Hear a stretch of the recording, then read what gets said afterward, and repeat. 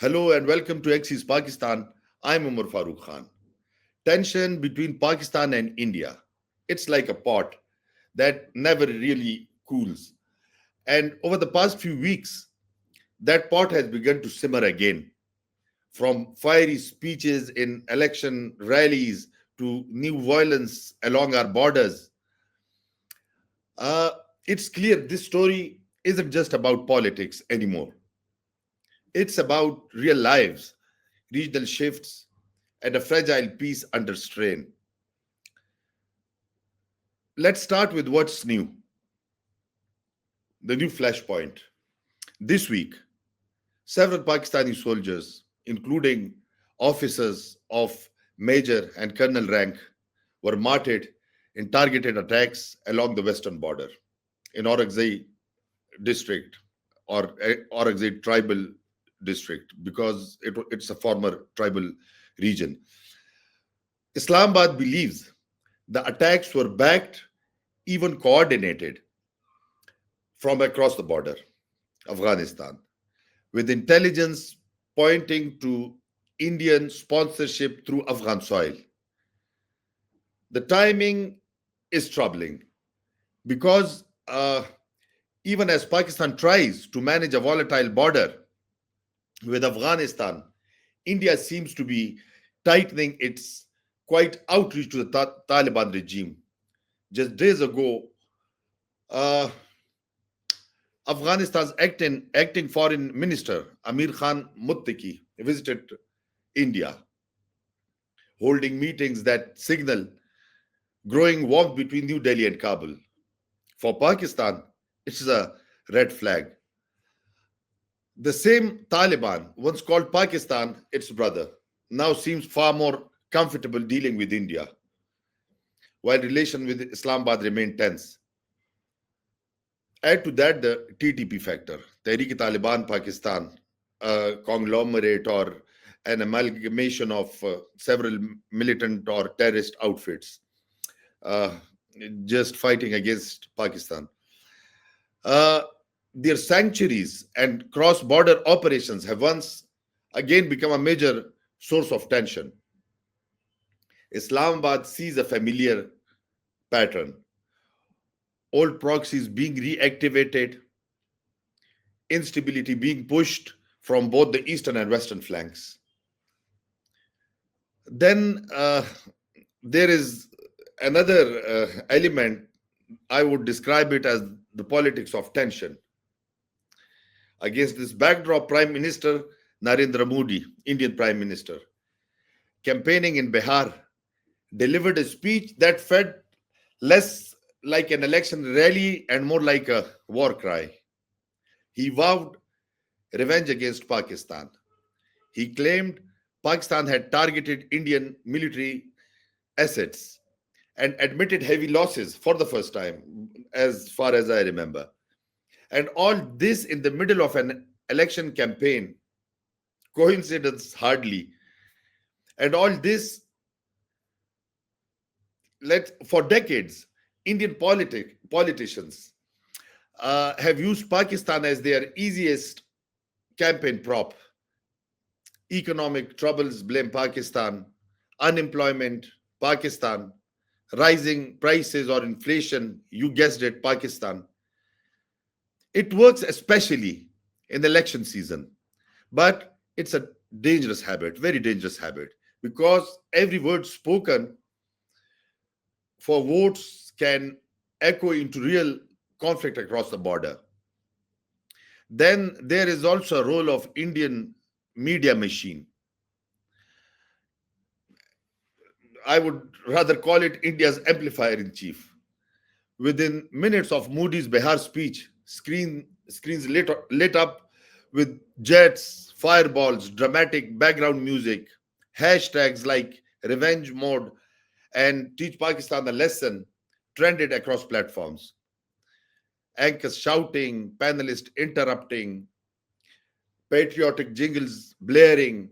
The line between news and national theatre vanished long ago. Sometimes it feels like the louder you shout, the more patriotic you sound. If if if volume alone could win wars, India might have already conquered space. But underneath the shouting lies something darker, a sustained attempt to keep the public in a state of outrage. It works politically, it sells commercially, but it destroys any space for peace. Here in Pakistan, there's more restraint. Coverage up to maximum extent stays factual, even cautious, because we've seen what escalation costs. For us, war isn't a headline, it's a history and memory. We've seen it for decades. Then Pakistan's posture. Pakistan's official response this time has been composed but clear.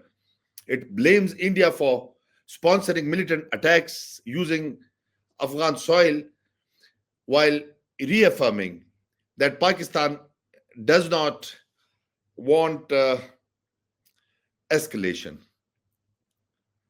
The Foreign Office has condemned India's delusional and provocative rhetoric but avoided the trap of reactionary nationalism, as we see in India these days when the election campaign is at its peak in Bihar. This restraint is deliberate on Pakistan's part. Islamabad knows its biggest challenge right now isn't across the border. It's stabilizing its economy, strengthening governance, and keeping its borders secure on both sides. And yet, there's an awareness that India's domestic politics shouldn't shape our security posture. You can't let someone else's election dictate your national priorities. Then, come then, there is also a need to shed some light on regional shifts and global optics. If we see so, the region's balance is also shifting. India's relationship with the United States, once celebrated as strategic intimacy, is now at its lowest point in years. Washington has begun publicly raising concerns about India's rights record and shrinking democratic space. Meanwhile, Pakistan is quietly rebuilding bridges in the Muslim world. From Riyadh to Doha, there's a sense that Pakistan's role is returning diplomatically, militarily, strategically. The Pakistan Saudi Defense Pact signed this summer marked the start of the comeback. And it's not lost on anyone that Afghanistan too is in play. India's engagement with Taliban regime may look tactical, but it could backfire if tensions rise in the region. Because any instability spilling from Afghanistan affects Pakistan first and potentially the entire region. Then all channels for dialogue have been shut between Pakistan and India, the missing dialogue. There is complete silence as far as the dialogue and talks and this option is concerned. No dialogue, no track to diplomacy, no back channels, not even the polite exchanges that used to happen quietly in third countries. Today, even those informal bridges have collapsed. Diplomacy thrives on conversation, not confrontation. When leaders stop talking, soldiers start dying. This is a very common, an established proverb. And that's the trajectory both countries must avoid. Let's also have again, let's also discuss the people's perspective. Ordinary people on both sides aren't buying into this hysteria anymore. They've seen this film too many times and they know how it ends. Talk to a shopkeeper in Peshawar or Rawalpindi and a student in Delhi. They'll tell you the same thing. They want peace, trade, and jobs. not tension. But the louder the rhetoric grows, the further those voices get pushed into the background. And that's the tragedy of South Asia's politics. Peace doesn't sell, war does. So, how much does Modi gain from all this? Maybe just enough to win Bihar, to whip up sentiment, rally crowds, grab a few more votes. But it comes at a cost. Because every time leaders play politics with war, the people pay the price. Pakistan, meanwhile, seems intent on keeping calm, balancing firmness with restraint, and refusing to be drawn into someone else's drama. You've been listening to Axis Pakistan. I'm Omer Farooq Khan. Thanks for tuning in.